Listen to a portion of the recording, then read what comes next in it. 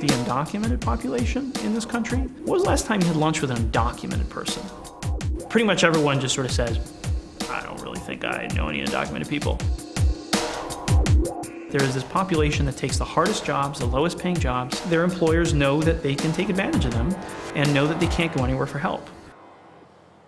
I am in a unique position and have been given so many gifts and opportunities. It's definitely developed in me an obligation to try to help.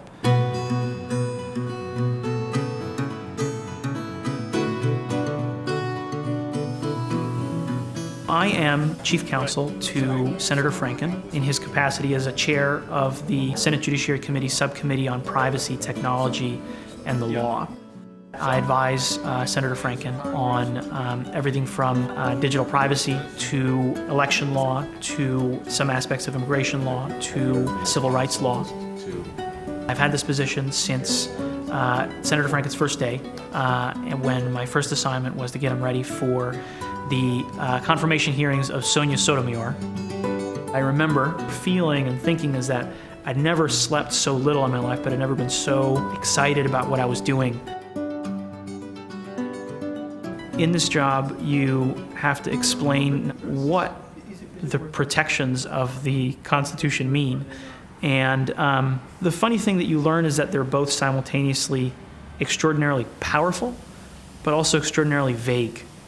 It's fascinating to learn how this place works.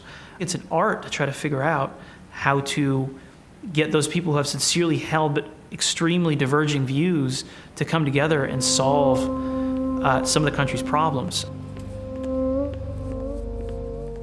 My senior thesis was about the working conditions of Peruvian sheep herders in California and Nevada. Since before any sort of agricultural worker program in the United States, the American wool industry has imported foreign workers.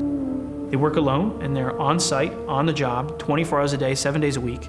They frequently don't have a day off for days at a time. They have a tent for a house and a shovel for a toilet. Poverty is not the right word, but just misery. All this was legal. I was a Peruvian-American student, and these were Peruvian sheep herders. What I realized was that the immigrant population in the United States, deeply poor, extremely vulnerable because it doesn't have any rights, one of the neediest populations that exists in this country, people who deeply need help.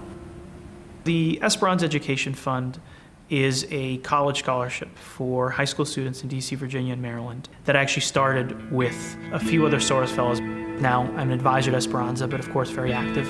The core idea of this was that immigrant students primarily come from families that are less educated than families headed by citizens, and the idea of the scholarship was to open it to all immigrant students, like the Soros Fellowship. We give $5,000 and $10,000 scholarships. Instead of simply giving the kid that money and then saying, see you later, we match them with a mentorship program. What's defined the Soros Fellowship is that it's people who are not only excellent, but also humble, who are also very aware of all the things they've been given and the opportunities they've been offered.